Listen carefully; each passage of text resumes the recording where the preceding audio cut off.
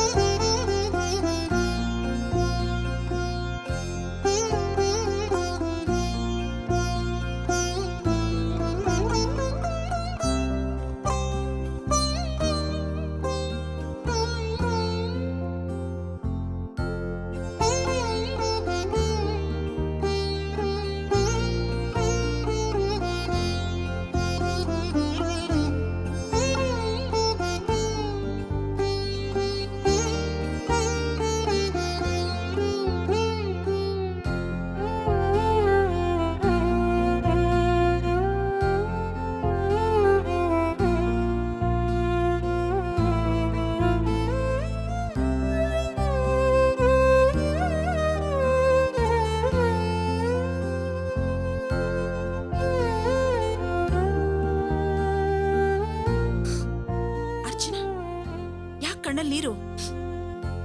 ಅಶು, ನಿನಗೆ ಮನೆ ಇಷ್ಟ ಆಗ್ಲಿಲ್ವಾ? ಅಶು, ನಿನ್ ಟೇಸ್ಟ್ ಏನು ಅಂತ ಗೊತ್ತಿಲ್ಲದೆ ನನಗಿಷ್ಟ ಬಂದ ಹಾಗೆಲ್ಲ ರೆಡಿ ಮಾಡಿಸ್ಬಿಟ್ಟೆ. ಸಾರಿ ಅರ್ಚನಾ. ಮನೆ ಇಷ್ಟ ಆಗ್ಲಿಲ್ಲ ಅಂತ ನಾನು ಅಳ್ತಿಲ್ಲ ನಂದಿನಿ. ಸಂತೋಷನ ತಡ್ಕೊಳಕ್ಕಾಗ್ದೆ ನನ್ನ ಕಣ್ಣಲ್ಲಿ ನೀರು ಬರ್ತಿದೆ. ನಾವು ಮದ್ವೆ ಆಗಿ ಆ ಮನೆಗೆ ಹೋದ್ಮೇಲೆ ಒಂದು ಚಿಕ್ಕ ರೂಮ್ನಲ್ಲಿ ನಮ್ಮ ಜೀವನನ ಶುರು ಮಾಡಿದ್ವಿ. ಆ ರೂಮಲ್ಲಿ ಇಬ್ರಿಗಿಂತ ಹೆಚ್ಚಾಗಿ ಕೂತ್ಕೊಳಕ್ ಆಗ್ತಿರ್ಲಿಲ್ಲ. 4 ಜನಕ್ಕಿಂತ ಹೆಚ್ಚಾಗಿ ನಿಂತ್ಕೊಳಕ್ ಆಗ್ತಿರ್ಲಿಲ್ಲ.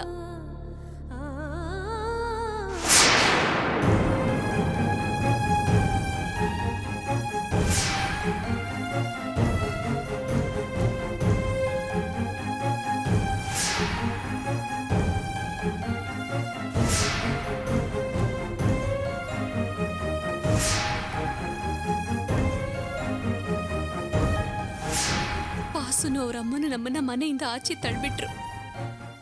ಎಲ್ಲಿ ಹೋಗೋದು, ಏನ್ ಮಾಡೋದು ಅಂತ ಗೊತ್ತಿಲ್ಲದೆ ಫುಟ್ಪಾತು, ದೇವಸ್ಥಾನ ಇಲ್ಲೆಲ್ಲ ಮಲ್ಗಿದ್ವಿ. ಆ ಸಮಯದಲ್ಲಿ ಆಟೋ ಶಿವಣ್ಣ ನಮಗ್ ಸಹಾಯ ಮಾಡಿದ್ರು. ಆಮೇಲೇನೆ ಈಗಿರೋ ಮನೆಗೆ ನಾವು ಬಾಡ್ಗಿಗೆ ಹೋಗಿದ್ದು. ಮೊದ್ಲಿಗಿಂತ ಈಗಿರೋ ಮನೆ ಸ್ವಲ್ಪ ಪರವಾಗಿಲ್ಲ. ಆದ್ರೆ 2 ಮನೆಗಳಲ್ಲೂ ಅಡಿಗೆ ಮಾಡೋದು, ಊಟ ಮಾಡೋದು, ಬಂದವ್ರನ್ನ ಕೂಡ್ಸೋದು ಎಲ್ಲ ತೊಂದರೆ ಆಗ್ತಾ ಇತ್ತು. ಆದ್ರೆ ಈಗ ಅದಕ್ಕೆ ಅಂತ ಬೇರೆ ಬೇರೆ ರೂಮ್ಗಳಿವೆ. ಇಷ್ಟೊಂದು ದೊಡ್ಡ ಮನೆ ಇದು. ಇದೆಲ್ಲ ನಮ್ ಸ್ವಂತದ್ದು ಅಂತ ಯೋಚನೆ ಮಾಡಿದಾಗ ನನಗೆ ಗೊತ್ತಿಲ್ಲದೆ ನನ್ನ ಕಣ್ಣಲ್ಲಿ ನೀರು ಬಂದ್ಬಿಡ್ತು ನಂದಿನಿ. ನಿನ್ ಮನಸ್ಸಿನ ಭಾವನೆಗಳನ್ನ ನಾನು ಅರ್ಥ ಮಾಡ್ಕೊಳ್ತೀನಿ ಅರ್ಚನಾ. ಸದ್ಯ ರಮೇಶಿಗೆ ಬರ್ಲಿಲ್ಲ. ಬಂದಿದ್ರೆ ನೀನ್ ಸಂತೋಷದಿಂದ ಅತ್ತಿದ್ದನ್ನು ಕೂಡ ತಡ್ಕೊಳ್ತಾ ಇರ್ಲಿಲ್ಲ. ನಿಮ್ಮಿಬ್ಬರನ್ನು ನೋಡೋದಕ್ಕೆ ಎಷ್ಟು ಸಂತೋಷ ಆಗ್ತಿದೆ ಗೊತ್ತಾ ಅರ್ಚನಾ? ನಾನು ಹುಟ್ಟಿದ ಮನೆಯಲ್ಲೂ ಕೊಟ್ಟ ಮನೆಯಲ್ಲೂ ಸಂತೋಷ ಪಟ್ಟಿದ್ದಕ್ಕಿಂತ ನಿಮ್ಮಿಬ್ಬರನ್ನು ನೋಡಿ ಜಾಸ್ತಿ ಸಂತೋಷ ಪಡ್ತಿದ್ದೀನಿ. ನಮಸ್ತೆ ಮೇಡಮ್. ಹೇಳಿ. ಇವತ್ತು ಸಾರ್ ಬರ್ತಾರೆ? ಇಲ್ಲ, ಅವ್ರು ಇವತ್ತೊಂದು ಯಾವುದೋ ಮೀಟಿಂಗ್ ಅಲ್ಲಿ ಇದ್ದಾರೆ. ಏನಾಗ್ಬೇಕಿತ್ತು? ಕಾಂಪೌಂಡ್ ಮುಂದೆ ನೇಮ್ ಪ್ಲೇಟ್ ಹಾಕ್ಬೇಕಾಗಿತ್ತು. ಅದರಲ್ಲಿ ಯಾರ ಹೆಸರು ಹಾಕ್ಬೇಕು ಅಂತ ಕೇಳಬೇಕಾಗಿತ್ತು. ಈ ಮನೆ ನಾವು ಕಟ್ಟಿದ್ದು ಸರ್ ಸಂಪಾದನೆಲಿ. ಅವ್ರ ಹೆಸರೇ ಹಾಕ್ಬಿಡಿ. ಸರಿ ಮೇಡಮ್. ಸಾರಿ ಅರ್ಚನಾ, ಅದ್ ಸಾಧ್ಯ ಇಲ್ಲ. ಯಾಕೆ? ನಾನು ಇದ್ರ ಬಗ್ಗೆ ಈಗಾಗಲೇ ರಮೇಶ್ನ ಹತ್ರ ಮಾತಾಡಿದ್ದೀನಿ.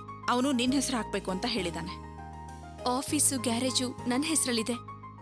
ಈ ಮನೆ ಆದ್ರೂ ಅವ್ರ ಹೆಸರಲ್ಲಿರ್ಲಿ. ನನ್ ಗೆಲುವಿಗೆ ಅರ್ಚನಾ ರಾಶಿನೇ ಕಾರಣ.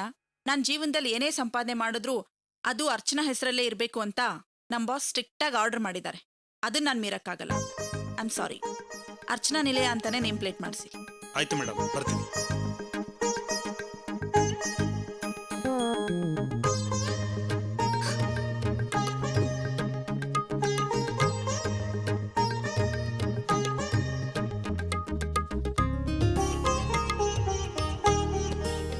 ನಮಸ್ತೆ ಮೇಡಮ್. ಹಾಂ, ಸಾರ್ಗೆ ಫೋನ್ ಮಾಡಿದ್ದೆ, ಇನ್ವಿಟೇಷನ್ ನಿಮ್ಮ ಕೈಲಿ ಕೂಡ ಕೇಳಿದ್ರು.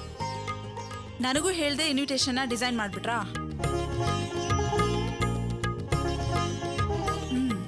ಇನ್ವಿಟೇಷನ್ ಡಿಸೈನ್ ತುಂಬ ಚೆನ್ನಾಗಿದೆ. ಅರ್ಚನಾ, ನೀನೇ ನೋಡು, ಇನ್ವಿಟೇಷನಲ್ಲೂ ಕೂಡ ಅರ್ಚನಾ ನಿಲಯ ಅಂತಾನೆ ಹಾಕ್ಸಿದ್ದಾನೆ. ಡಿಸೈನ್ ಚೆನ್ನಾಗಿದೆಯಾ ನೋಡಿ.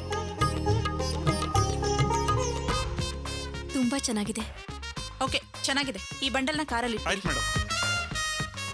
ಅರ್ಚನಾ, ಇನ್ವಿಟೇಷನ್ಸ್ ಬಂದಾಯ್ತು. ಗೃಹ ಪ್ರವೇಶಕ್ಕೆ ಇನ್ನೊಂದು ವಾರ ಇದೆ. ಎಲ್ಲರನ್ನೂ ಮೀಟ್ ಮಾಡಿ ಇನ್ವೈಟ್ ಮಾಡೋದಕ್ಕೆ ಶುರು ಮಾಡಿ. ಸರಿ.